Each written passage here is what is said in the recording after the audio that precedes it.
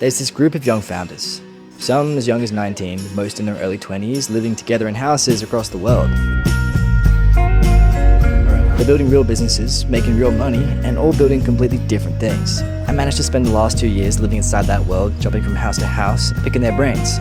But 3 years ago, I was nowhere near any of this. I was 17, being told that I needed a degree, yet not a single one excited me. So, I decided at 17 that I was going to solo travel Indonesia for 3 months. And right at the end of the 3 months, I met a guy named Jai. Nothing dramatic happened, we just talked, but there was one thing that we talked about which had stuck with me for months. He told me about a plan where he was creating a group of young founders and entrepreneurs that were going to travel the world, build businesses together, and share ideas. And something about it just struck a chord.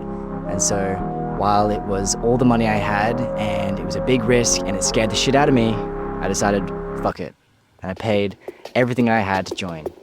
6 months later, I was his videographer, traveling to Lombok, Nusa, New Zealand, Italy, Croatia, in 6 months living with over 50 young founders, all of them building real things, making real money, operating by a completely different set of rules to anyone I'd ever grown up around. About a year in, I found myself living in Uluwatu with another 4 guys who were all doing exceptionally more than me. And I mean significantly more. I was barely making anything, almost out of money, genuinely stressed about whether I could keep going. And I had a choice. Do I pretend I'm fine, or do I just be honest? And I told them straight that I wasn't doing that great, and that I did need help. And while they owed me nothing, a few days later, one of them linked me with a guy who became one of my highest paying clients I had had up to that point. And that doesn't happen if I'm sitting in my bedroom alone pretending everything's fine. That only happens because I was in that room. One of my favorite things about living in these houses is something that sounds small but isn't. As an entrepreneur, you get a lot of ideas, and instead of sitting on it alone, going back and forth in your mind for days, you just walk into the next room, and there's someone there who's built what you're trying to build, or something close to it, and you just jam. They question things you hadn't questioned, they tell you what sounds good, what doesn't, what might not work, and what already has. Real-time feedback with someone who actually knows. Most people would pay serious money for that kind of access. And in these houses, you just had to walk down the hallway. But honestly, the thing I didn't expect, it wasn't always about work.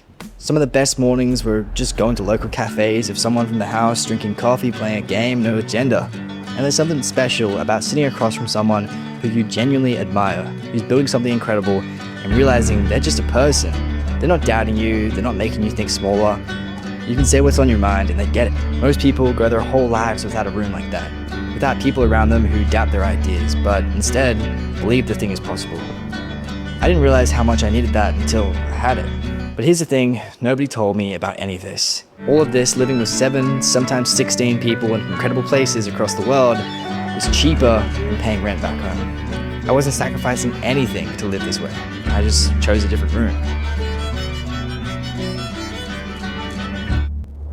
I'm 20 now, and while I'm very much still figuring things out, I realized the thing that moved the needle wasn't a course or a book or a mentor, it was proximity to the right people. So I'm heading back to Lombok and I'm documenting the experience of living with 7 young founders all building their own things, and if you're keen, I'll take you with me.